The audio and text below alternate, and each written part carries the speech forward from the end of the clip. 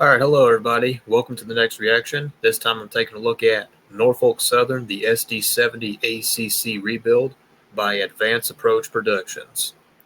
I know there's also a video for the AC44C6M, which I will be covering as well.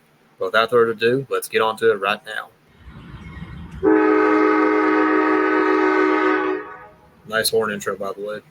Hello there, I'm Alex with AdvanceApproach Productions, and today we will be talking about the Norfolk Southern SD70ACC. In this video, we will dive into the history of the SD70ACC, and throughout you will see personal pictures and videos of SD70ACCs that I have seen. Accompanying my personal pictures will be shots from close friends who were kind enough to allow me to use their shots for this video. So without further delay, let's get into the video. Nice shot of the Lehigh Valley unit trailing, whoever that belongs to.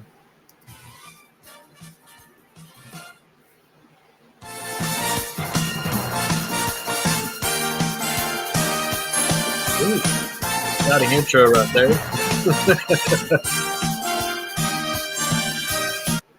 A little loud there.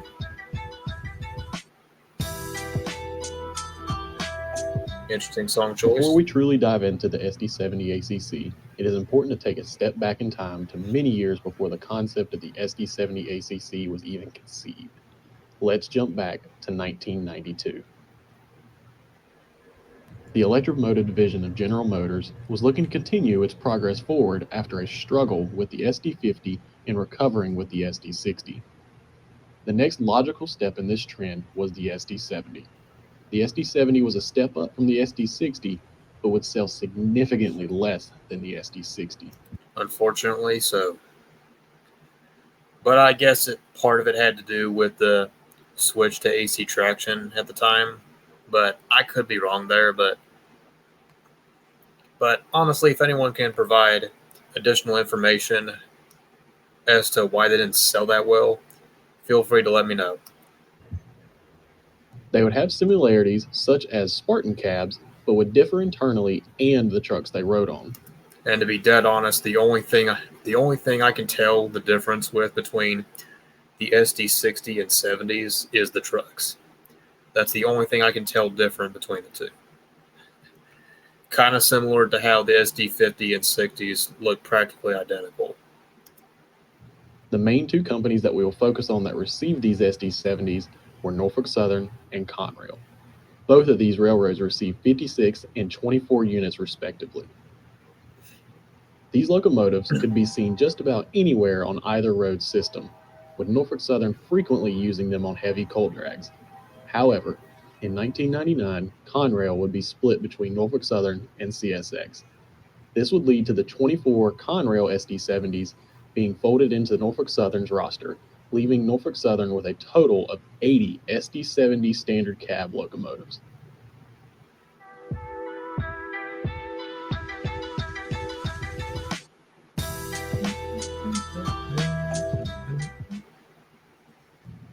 The now all-NS fleet of SD70s would press on in service. These locomotives would be found system-wide, leading any and all types of trains. Whether it was leading coal drags in the West Virginia mountains, wood chips on the old Fort Loops, or priority intermodal service over Horseshoe Curve, these locomotives were troopers ready to fulfill any need.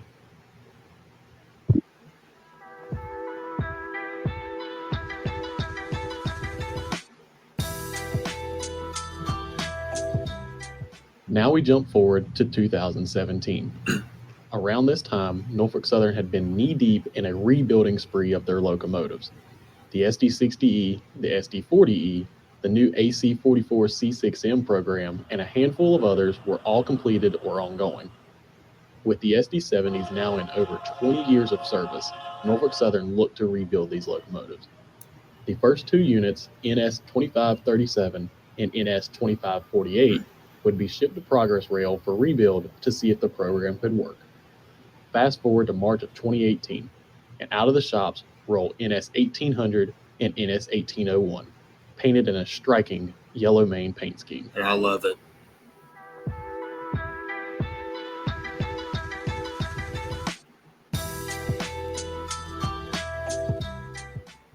These locomotives, now designated as SD70ACCs, underwent many changes while they were away, starting with the most obvious, which was the paint scheme. The yellow main paint scheme was chosen for Caterpillar, the parent company of Progress Rail, who performed the rebuilds. These units now sported a brand new cab, new electronics, and most importantly, AC traction. Before the rebuild, the SD70s were DC or direct current. Now they were AC or alternating current, which allowed for better train handling at low speeds and on heavy trains such as coal or long freights. This change was noted on the side of the cabs for some SD70ACC locomotives, with a DC to AC waveform logo under the cab windows. Speaking of the cabs, one may notice that the cabs of the SD70ACC are a little bit different from a typical EMD cab. The ACC locomotives received a cab that would be a combination of two different styles.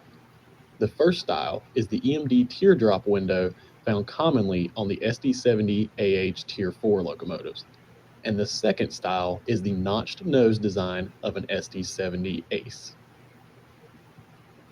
These two combined give the SD70 ACCs a very unique look, all while retaining a very EMD look. And just like with the SD60Es, the ditch lights are a little close together, making them easy to identify, both with those features. Now that we have described the exterior of the cabs, it's only fitting to take a peek inside the cabs. These in-cab images give a good perspective of what the crew sees when they are running the train.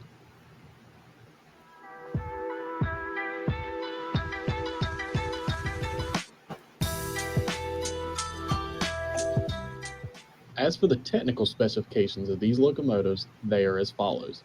Starting with the name of the locomotive, SD stands for Special Duty, EMD's 6-axle line of locomotives. The 70 stands for the series within the Special Duty category. AC stands for AC traction, and the final C stands for the C-C wheel arrangement. The SD70ACC was equipped with an EMD 16710 G3 engine, which was capable of outputting 4,500 horsepower, but has since been derated to 4,300 horsepower due to cooling issues. Yep. These locomotives weigh 432,000 pounds and have a fuel capacity of 4,900 gallons. These units have cab signals, dynamic brakes, positive train control or PTC, and are capable of being used as distributed power units or DPUs. The SD70ACC comes equipped most commonly with a Nathan K5LA, but some units, such as NS1800, have sported horns such as Nathan P5s.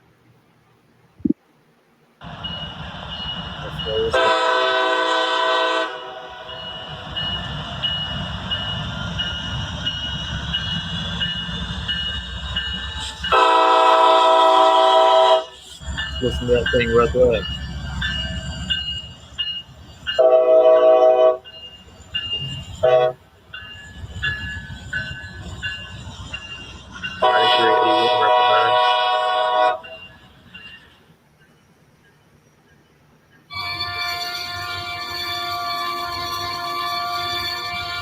Ah, come on, no real life example for the P5.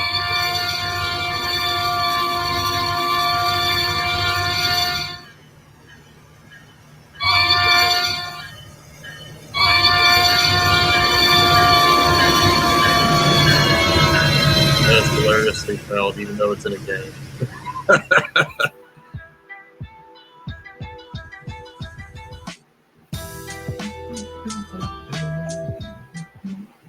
Norfolk Southern would continue to rebuild their fleet of SD70s up until Unit NS1851, which was released from the shops in December 2019.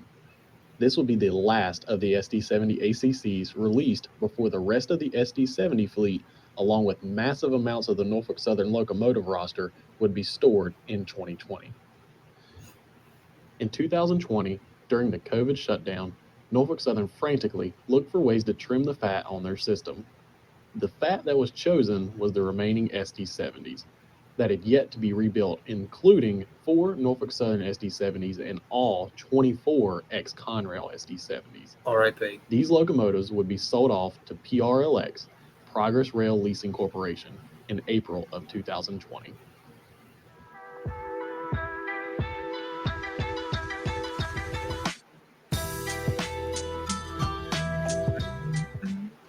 The SD70ACC has 52 examples on the Norfolk Southern system, with 4 of them currently in storage as of the making of this video, including 1801.